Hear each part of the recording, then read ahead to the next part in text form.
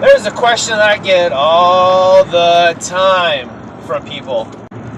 Hey dude, what do you do for your core? What do I do for my core? Like, is there a core exercise? I don't know of anything an exercise that like works your core. If you want to strengthen your core, think about what your core does. So people like, oh, so I do crunches. I do a lot of crunches and weighted crunches and I do leg raises. Your core is not meant to flex. Your core isn't supposed to. A supportive core doesn't bend. Okay, that's not what it does.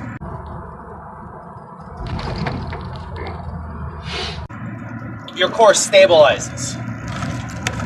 That's what your core does. It stabilizes your body. So if you want to strengthen your core, overload your body and move with it.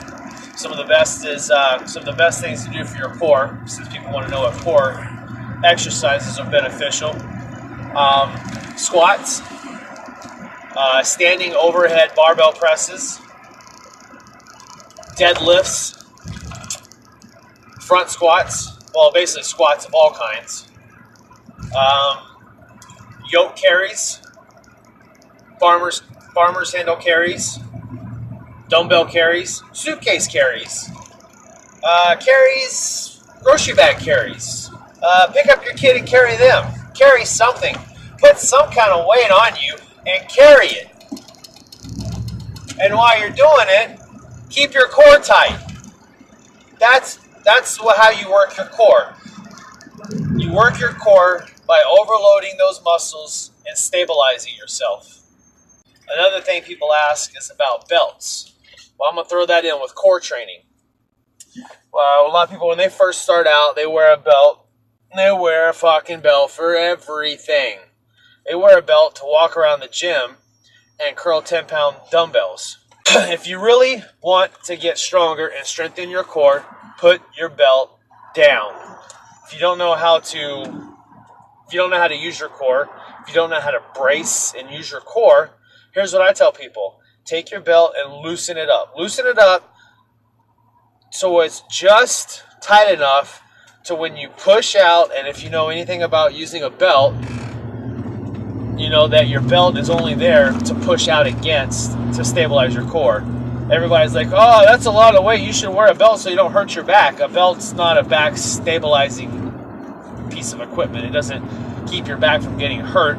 A belt keeps your back from getting hurt because it helps you stabilize your core, because you breathe out into your belt, producing internal pressure in your core, creating a little bit more power, but also creating a very stable core.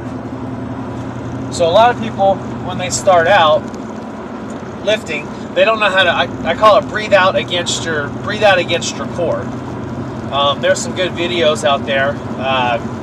Brian Alsruhe, he has a good video, and he describes the breathing out or bracing method really well. Breathing out into your core, breathe into your belly, breathe out into your sides. He covers all that really well. But I'll tell people, I say, take your belt, loosen it up, have it just enough so when you breathe out and push into it, you get a little bit of resistance, but not much. If you're still not there yet, every so often, every couple weeks, loosen your belt up some. When you go to squat, loosen your belt up just a little bit. Hopefully you have either a lever belt or a prong belt, a single pronged or double pronged lifting belt. Hopefully you don't have one of these Big Five or Walmart, Valerio, whatever the hell they're called belts, because those are worthless. With that and $5, you get a cup of coffee. So if you don't have a real powerlifting belt, get a real powerlifting belt. I would suggest getting a real powerlifting belt if you don't have one. But if you're not good at breathing out and bracing into a loose belt, just wear your belt how you normally do on your squat and deadlift sessions. And then every several weeks, loosen that belt up a little bit until you're pretty much used to not even really feeling the belt. Right now I've gotten to where I don't overhead press with belts. I don't I don't rarely deadlift with the belt, even coming into a max deadlift. If I'm going for like an actual true max, I will probably put a belt on, but I don't feel like I need it. I might get 10 more pounds, 20 more pounds maybe out of my deadlift. So if that's what I'm going for, yeah, I'll throw it on. Squats, yeah, I'll still wear it when I get into a heavier squat. Once I get up to about 375 to about 400, I'll put a belt on. I definitely get a lot more out of a belt on a squat, just because I have a little bit of a tougher time breathing out into my belly and staying really tight with my bracing during a squat.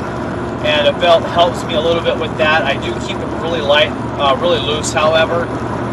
So that's something that I'm working on and I'm trying to get better at. But yeah, that kind of covers a lot of the core stuff. And stop asking what you do for your core. Stop asking what you do for your core. Carry something heavy, put something heavy on your back and squat down and stand up, or put something heavy on the ground and bend down, pick it up, put it down, and repeat. That's how you build your core. Remember, your core is meant to stabilize. It's meant to stabilize. It's not meant to flex.